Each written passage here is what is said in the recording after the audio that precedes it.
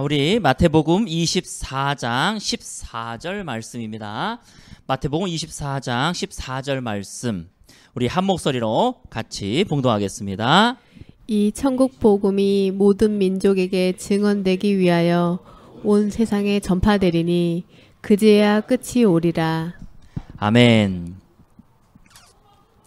우리가 지금 세 구절을 볼 건데요. 이 세 구절은 같은 시기에 같은 때에 세 제자가, 그러니까 마태복음, 마태와 누가, 마가인데 이 현장에는 마태가 있었겠죠.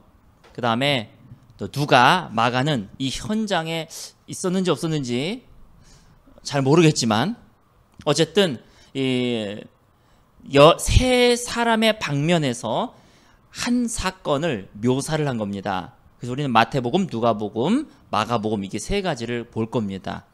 한 장소에서 한 말씀을 세 명의 성경 기자가 적었다는 얘기죠.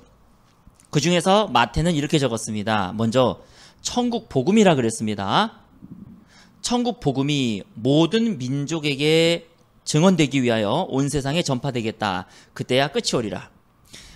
선교신학에서 예수님이 언제 올 것이냐라고 하는 주제에 있어서 종말론적인 관점, 구원론적인 관점, 여러 가지 관점들이 있겠지만 선교신학적인 관점에서는요, 모든 족속에게 복음이 전파돼야 예수님이 오게 될 것이다. 이렇게 선교학에서는 얘기를 합니다.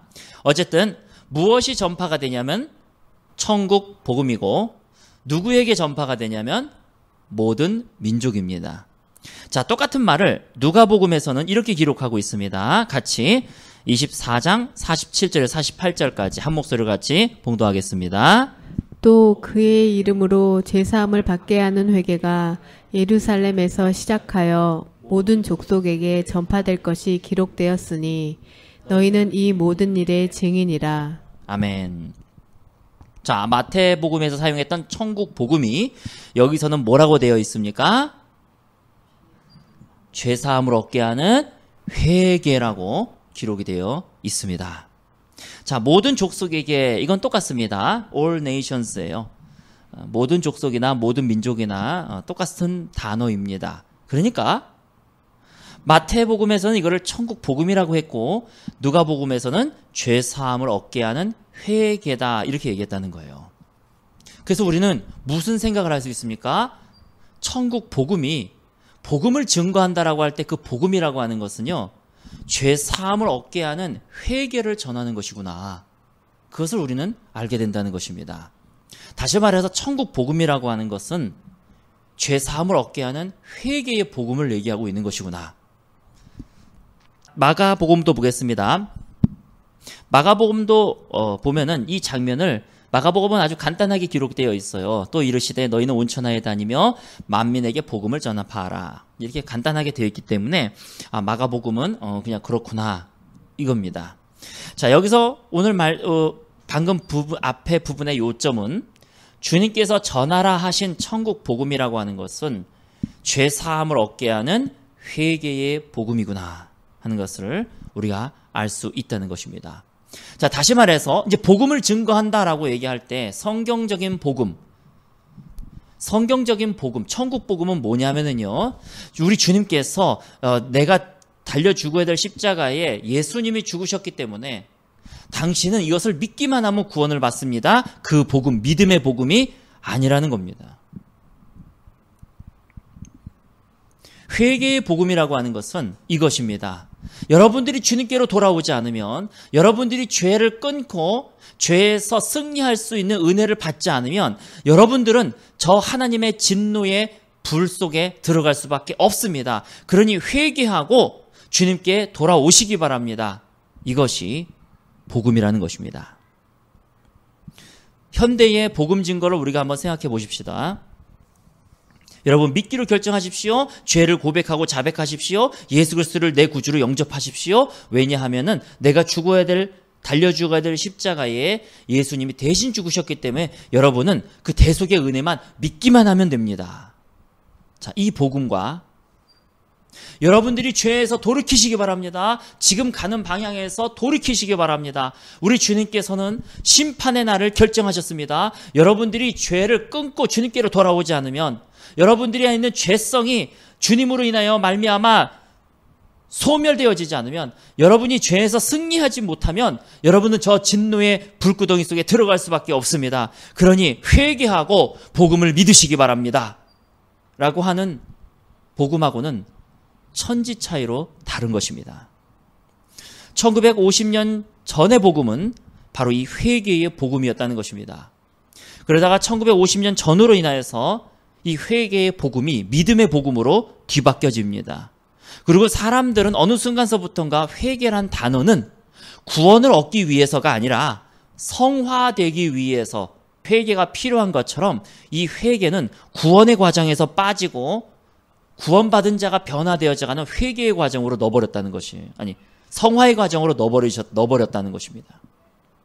그러나 성경에서의 회개는 구원의 과정 속에 있는 것이지 성화의 과정 속에 있는 것이 아니라는 것입니다. 이것은 제가 전하는 복음이 아니라, 이거는 제가 성경을 내 임의적으로 해석하는 것이 아니라 우리 믿음의 선진들, 장로교의 창시자 존 칼빈, 마틴 루터, 종교개혁자 마틴 루터, 감리교의 창시자 존 웨슬리, 1차 대각성 운동을 일으켰던 조지 필드, 조나단 에드워즈, 2차 대각성 운동을 일으켰던 찰스 피니, 찰스 스펄전, 이런 믿음의 선진들이 공통적으로 말하는 것이 회개의 복음이에요. 근데 이것이 1950년대 전후로 그 유명한 빌리 그레함, 이제 별로 이렇게 언급하고 싶지도 않은데 CCC의 빌 브라이트, 그리스도의 십자가 존 스토트, 이런 3인방으로 말미암아 복음이 회개의 복음에서 믿음의 복음으로 변질돼 버린 것입니다.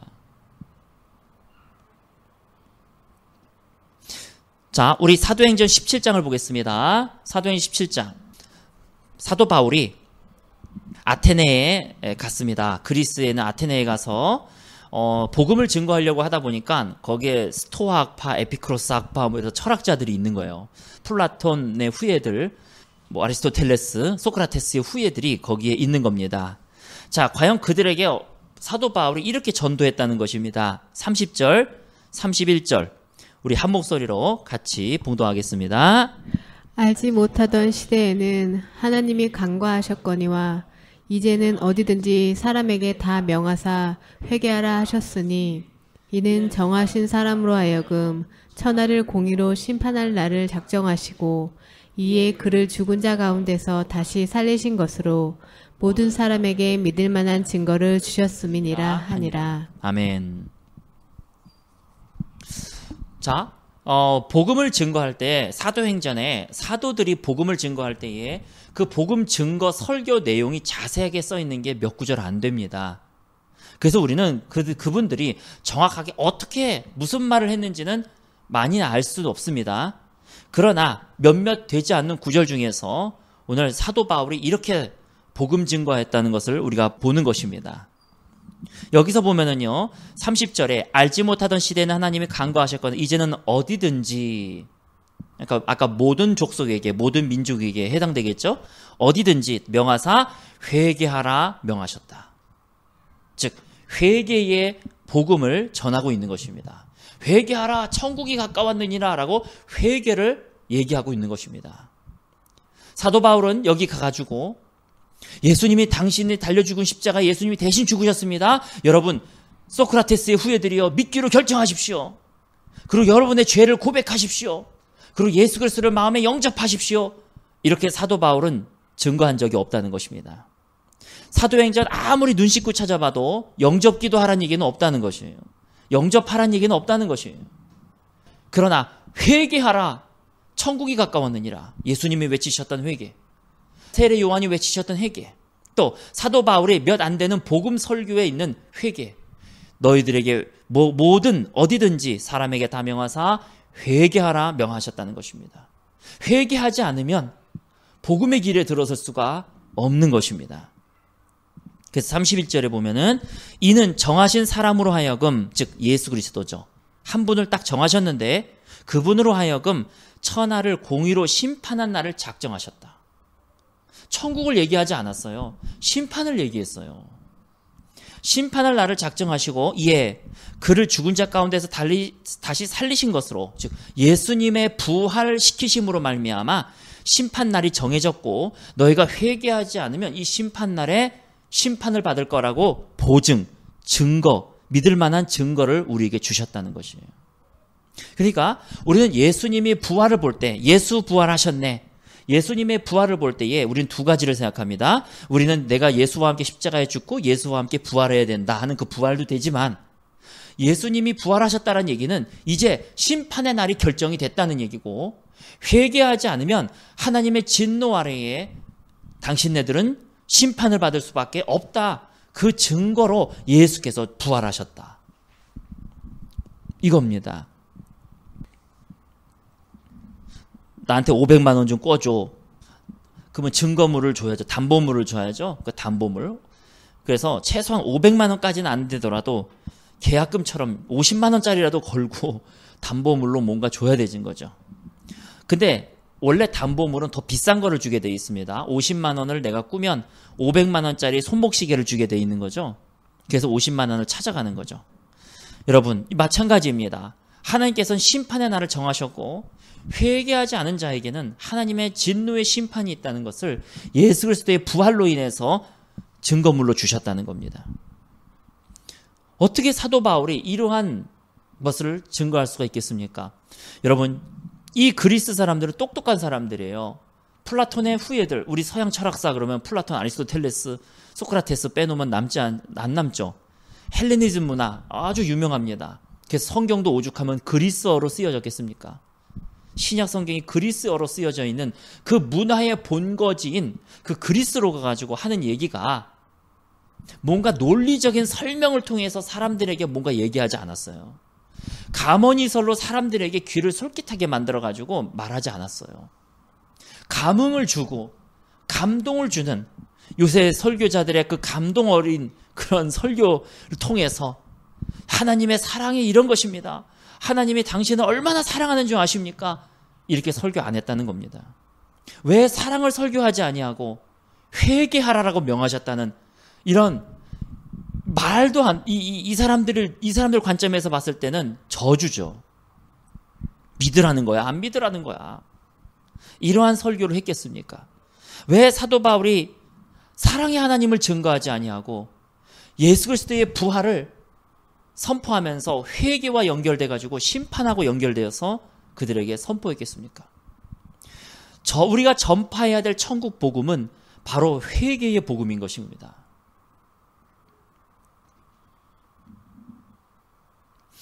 우리 사도행전 20장도 보겠습니다. 사도행전 20장은 사도 바울이 이제 죽기 전에, 마지막으로 로마에 끌려가기 전에, 그러니까 예루살렘으로 가서 잡혀서 이제 로마로 끌려가는 거죠.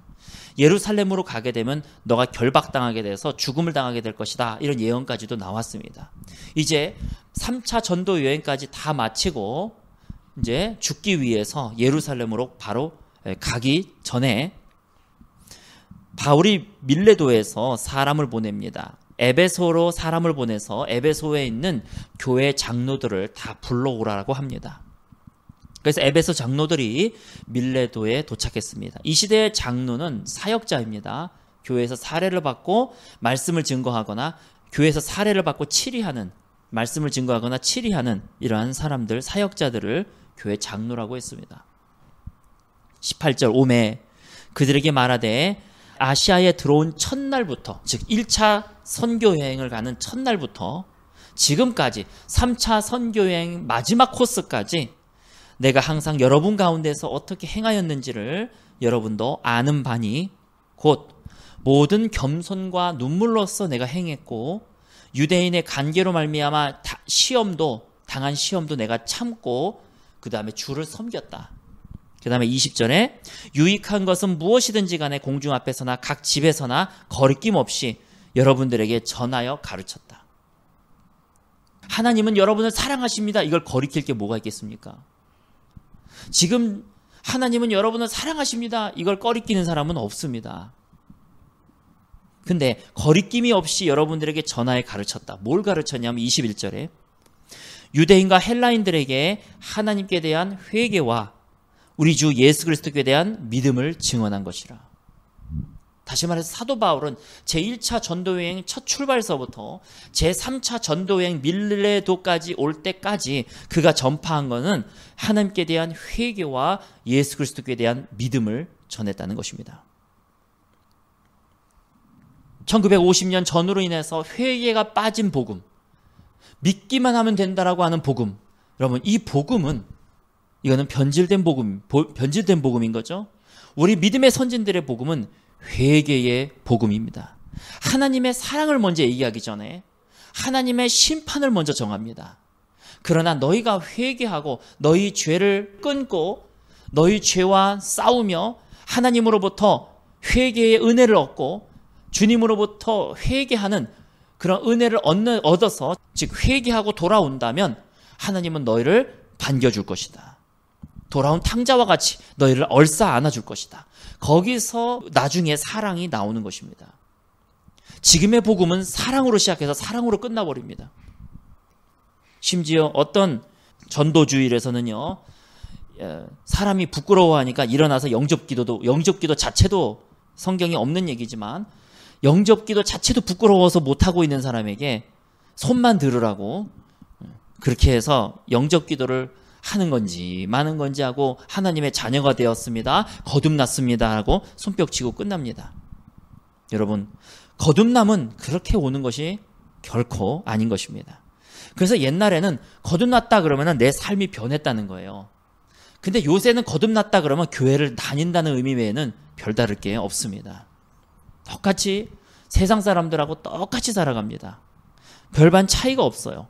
다른 것이 있다면 교회를 와서 예배를 드린다는 거, 그래도 다른 안 믿는 사람보다는 성경 한두 장 조금 더 본다는 거, 헌금 생활한다는 거, 즉 종교 생활한다는 거 외에는 크게 안 믿는 사람과 다른 것이 없다는 것입니다. 왜 그렇습니까?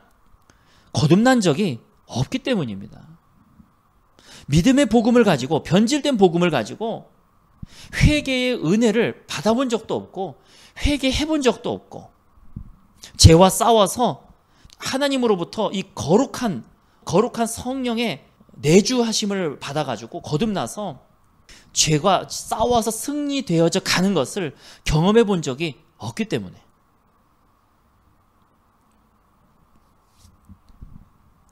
우리 마태복음 7장을 보겠습니다. 거기 보면 좁은 문, 넓은 문이 나옵니다. 좁은 문으로 들어가라. 멸망으로 인도하는 문은 크고 그 길이 넓어서 그리로 들어가는 자가 많다고 되어 있습니다. 멸망으로 들어가는 문은 크고 많습니다. 하지만 생명으로 인도하는 문은 좁고 길이 협착하여 찾는 자가 적음이니라. 생명으로 인도하는 문은 좁습니다. 협착합니다. 더군다나 찾는 자도 별로 없습니다. 거의 없다는 얘기예요. 거의 없다는 얘기입니다. 자, 예수님이 이 말씀을 하실 때에 이것이 지금 산상수훈에 있는 얘기죠. 마태복음 7장이니까. 다른 관점에서 누가복음 13장에서는 이렇게 쓰여져 있습니다. 똑같은 예수님의 설교를 이렇게 쓰여졌죠.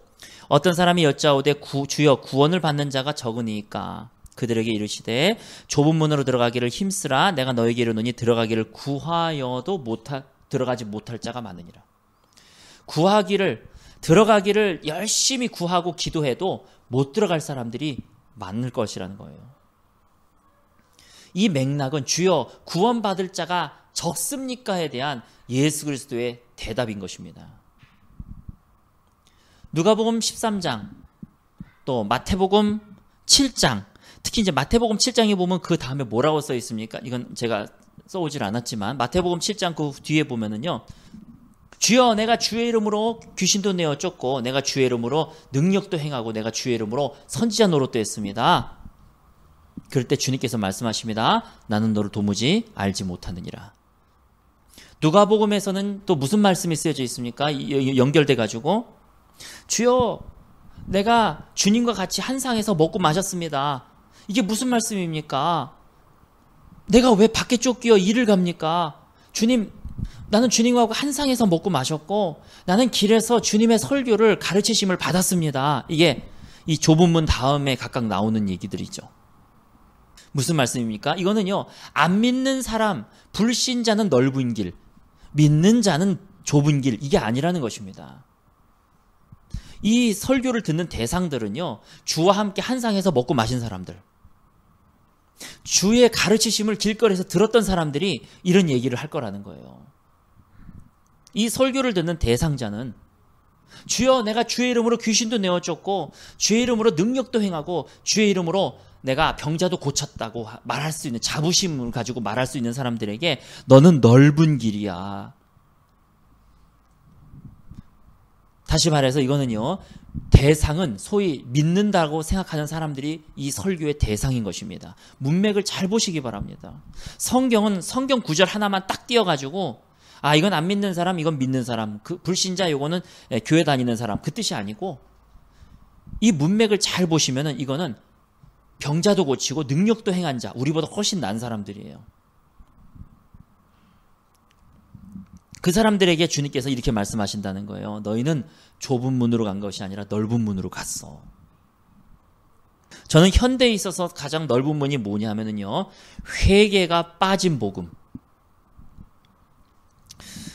찰스 피니가 2차 대가성 운동을 일으켰던 찰스 피니가 복음에는 두 가지 복음이 있다 그랬잖아요. 복음엔 두 가지 복음이 있다. 구원에는 두 가지 구원이 있다. 첫 번째, 죄로부터의 구원이 있고, 두 번째, 지옥으로부터의 구원이 있다. 뭐 그게 그 말 같아요. 그게 그 말 같은데, 지옥으로부터의 구원은 뭐냐 하면은요, 그것이 발전한 게 믿음의 복음이에요. 그냥 내가 달려 죽어야 될 십자가에 예수님이 대신 죽으셨기 때문에 나는 지옥에 갈 필요 없다. 이게 지옥으로부터의 구원, 지금으로 말하자면. 죄로부터의 구원은 뭡니까? 회개하라.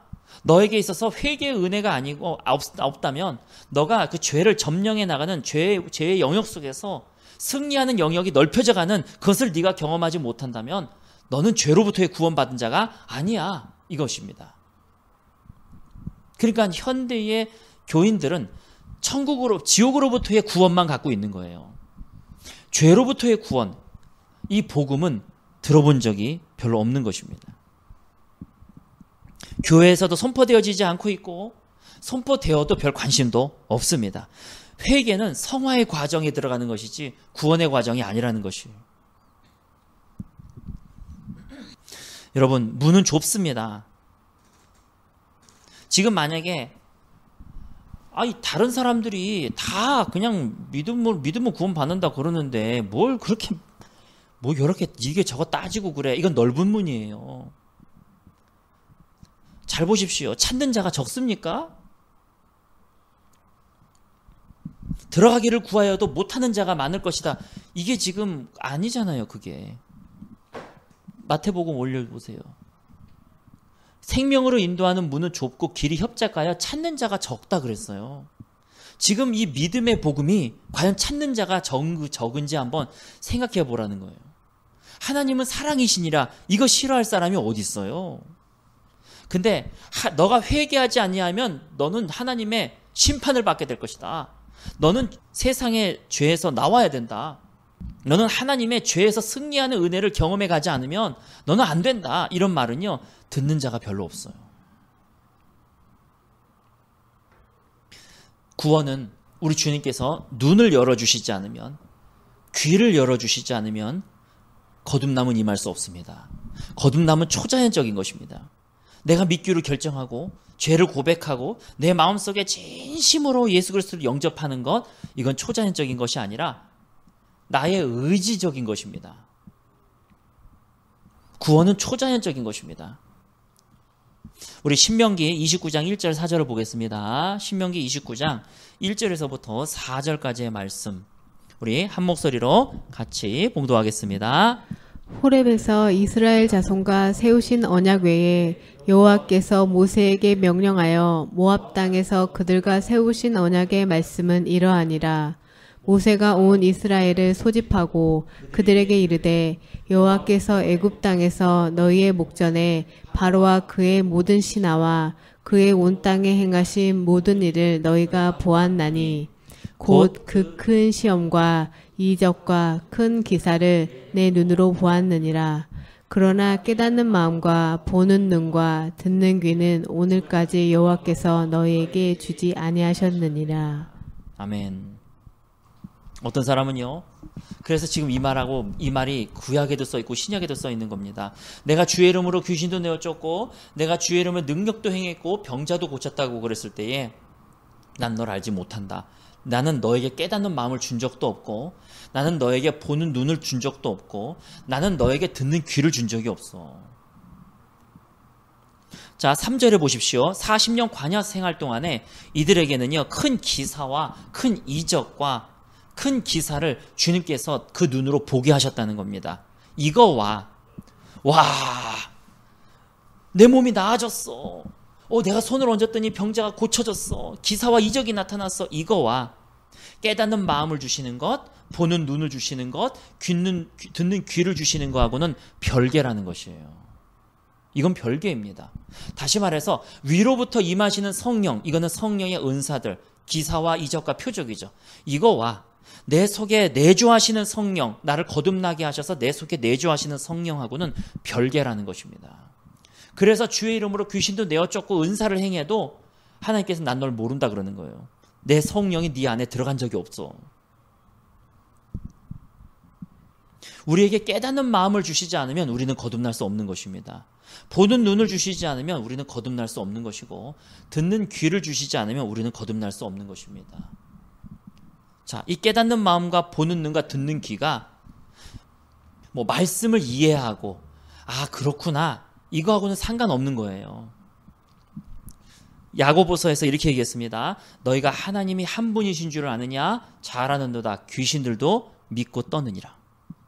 귀신의 믿음과 내 믿음이 차이가 없는 거예요. 아니, 오히려 귀신이 더 잘 믿어요. 귀신은요, 예수 그리스도가 예수님을 향해서 당신은 하나님의 아들이시니이다. 그러자 예수님이 조용히 해라 이놈들아.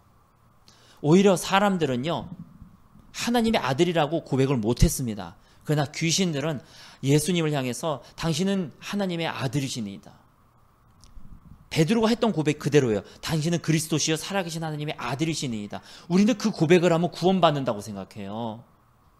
회개가 안 들어가니까. 그러면 귀신은 벌써 구원받았어야죠. 몇 번이나 당신은 그리스도십니다. 당신은 하나님의 아들이십니다. 예수님이 하도 시끄러워가지고 좀 조용히 좀 해라. 좀 시끄럽다.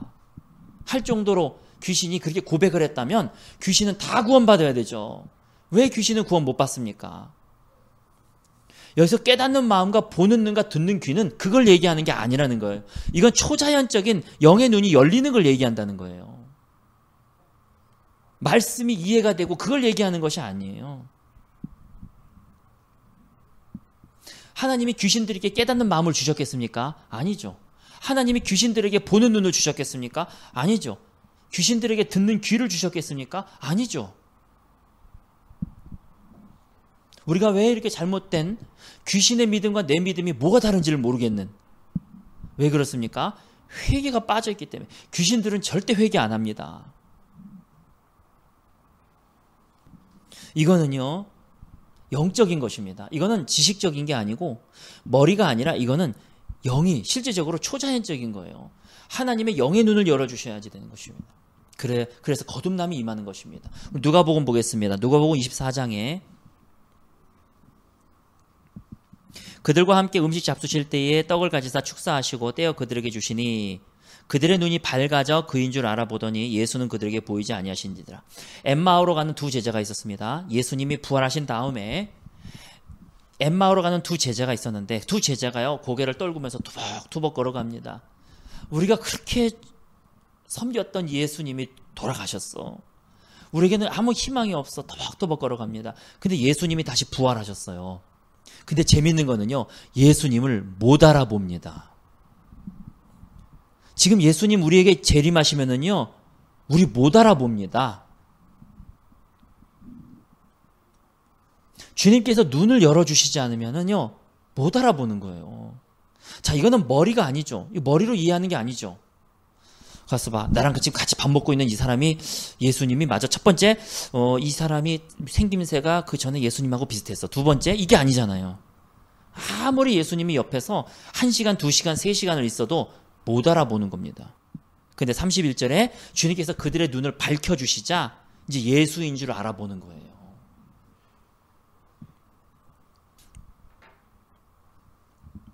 32절에 보면요. 그들이 서로 말하되 길에서 우리에게 말씀하시고 우리에게 성경을 풀어주실 때에 우리 속에서 마음이 뜨겁지 아니하더냐.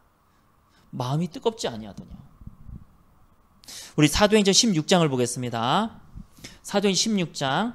자, 사도 바울이 설교를 할 때에 한 여인이 구원받는 장면입니다. 13절서부터 15절까지 한 목소리로 봉독하겠습니다.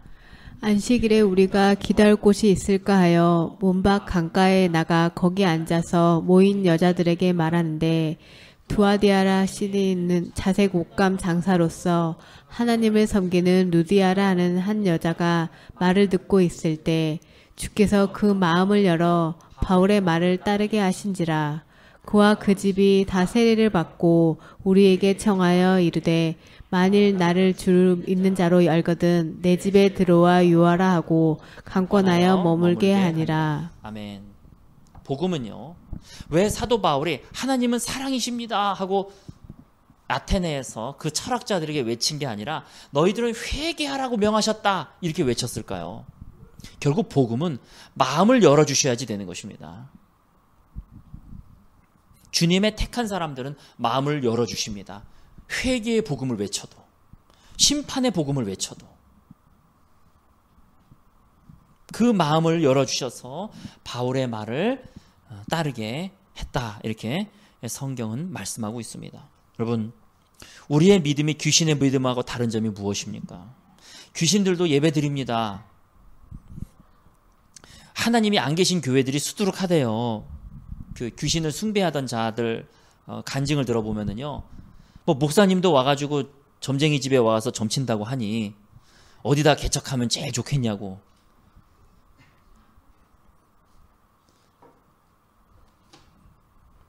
여러분, 지금 복음이 그게 아닙니다. 어떻게 루터교가 천주교하고 구원론을 일치시킬 수가 있습니까? 천주교의 구원론이 잘못됐다라고 나온 게 프로테스탄트 개신교인데 더군다나 루터잖아요. 95개조 반박문 붙이고. 왜 천주교의 구원론이 잘못됐는지.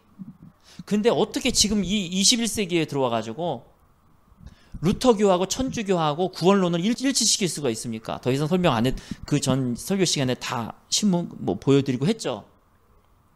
어떻게 그게 가능합니까? 구원론이 변질되어 있기 때문에 가능한 거예요. 회개가 빠져있기 때문에 가능한 거예요. 회개가 뭔지도 모르고, 믿음이 뭔지도 모르고, 거듭남이 뭔지도 모르고, 중생이 뭔지도 모르고, 성화가 뭔지도 모르는 거예요. 뭐 이렇게 복잡하냐는 거예요. 그냥 믿기만 하면 되지. 근데요, 우리 믿음의 선진들은요, 그것이 중요하다 그랬습니다.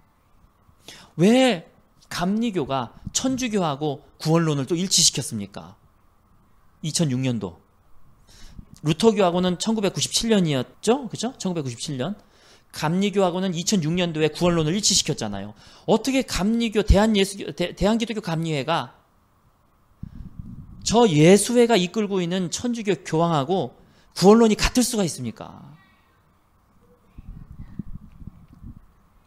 이 설교 말씀을 듣는, 이 현지에서 듣거나 방송으로 듣는 여러분들이요, 우리는 정신 차려야 됩니다. 우리가 알고 있는 복음은 천주교의 복음과 다를 바가 없습니다. 변질된 복음, 믿음의 복음은 천주교 복음하고 똑같습니다. 다를 바가 없습니다. 어떻게 이것이 일치가 됩니까? 그럼 마틴 루터는 뭘 했고 존 칼빈은 무슨 짓을 한 겁니까? 존 웨슬리는 무슨 짓을 한 겁니까? 감리교는 감리교의 창시자인 존 웨슬리로 돌아가야 되고, 장로교는 장로교의 창시자인 존 칼빈으로 가야 되고, 루터교의 창시자인 루터로 가야 됩니다. 우리가 만약에 천주교하고 구원론이 똑같다라고 선언해 버린다면 우리는 그 믿음의 선진들의 얼굴에 먹칠을 하는 겁니다. 그들이 헛수고했다는 거예요. 장로교도 이제 천주교하고 합치기로 했죠. 2012년인가요? 제가 정확한 연도가 기억이 안 나는데. 그래서 신앙 직제회를 만들었잖아요. 직제회 일치. 신앙, 즉 구원론도 같이 이제 장로교 구원론하고 천주교 구원론이 같게 됐죠. 2010년 이후에.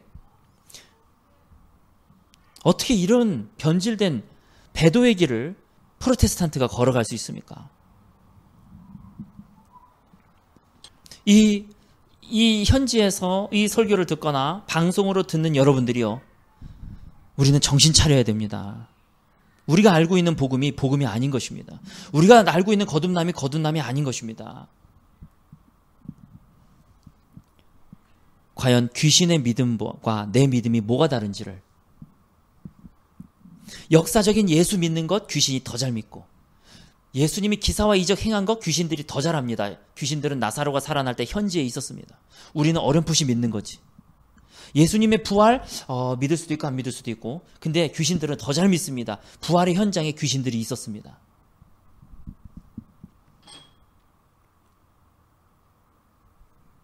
주는 그리스도시요 살아계신 하나님의 아들이시니이다. 베드로만 고백한 게 아니라 귀신도 고백했습니다. 고백한다고 되는 것이 아니에요. 우리는 회개의 과정을 걸어가야 됩니다. 제가 대충 보니까 회개가 자신의 전적 타락을 깨닫게 됩니다. 제가 왜 회개 설교를 계속 하냐면은, 내가 얼마나 전적으로 타락한 자인지를, 내가 얼마나 전적으로 부패한 자인지, 이거는 도저히 이제 회복 불가능한 죄로 똘똘 뭉친 사람들, 죄로 똘똘똘똘똘 뭉쳐가지고 더 이상 회복 불가능한 사람이라는 걸 내가 깨달은 사람이 회개의 시작이에요.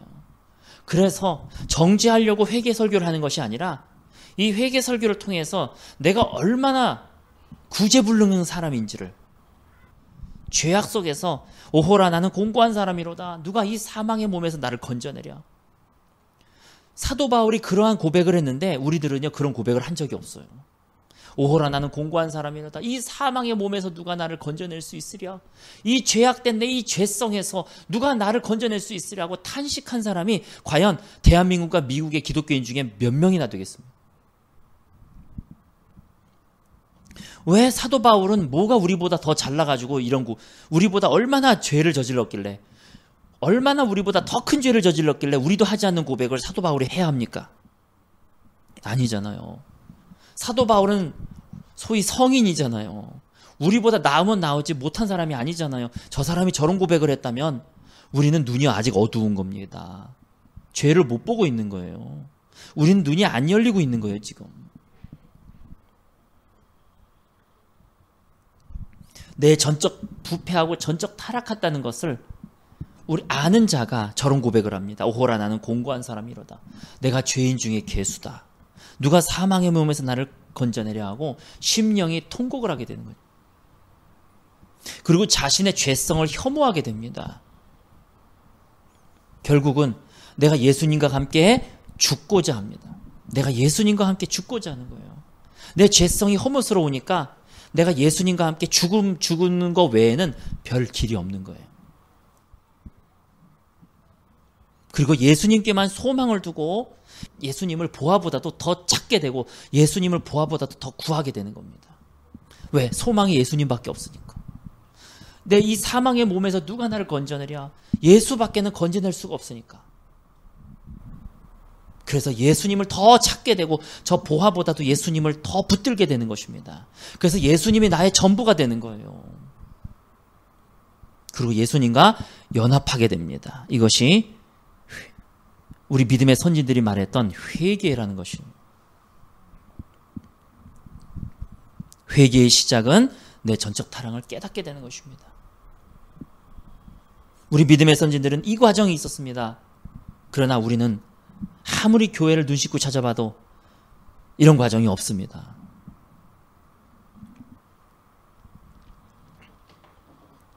여러분, 지금이라도 늦지 않았습니다. 그 리처드 백스터, 청교도의 3대 거장 책이 있잖아요. 첫 번째가 존 보년, 철로역정. 그 다음에 두 번째가 리처드 백스터의 회개했는가. 이게 지금 우리나라 규장이라고 하는 출판에 나와 있습니다. 리처드 백스터의 회개했는가. 그 책도 꼭 사가지고 하나씩 읽으시기를 바랍니다. 우리 같이 말씀을 마치려고 합니다. 우리 같이 기도하려고 합니다. 하나님, 나에게 깨닫는 마음을 주시고 보는 눈을 주시고 듣는 귀를 열어주시옵소서. 주님, 내가 저 귀신의 믿음과 다를 것이 무엇입니까? 주님 나를 불쌍히 여겨주셔서 내게 회개의 은혜를 내려달라고. 사도 바울이 고백했던 오호라 나는 공고한 사람이로다. 나는 아무리 내 자신을 보더라도 이런 통곡이 안 나옵니다. 주님 내 눈이 안 열려 있습니다. 어떻게 3차 전도행까지 목숨 걸고 했던 사도 바울이 이런 고백을 할 수가 있었습니까? 주님 저를 불쌍히 여겨주시옵소서. 같이 이 시간 기도하고 예배 마치도록 하겠습니다.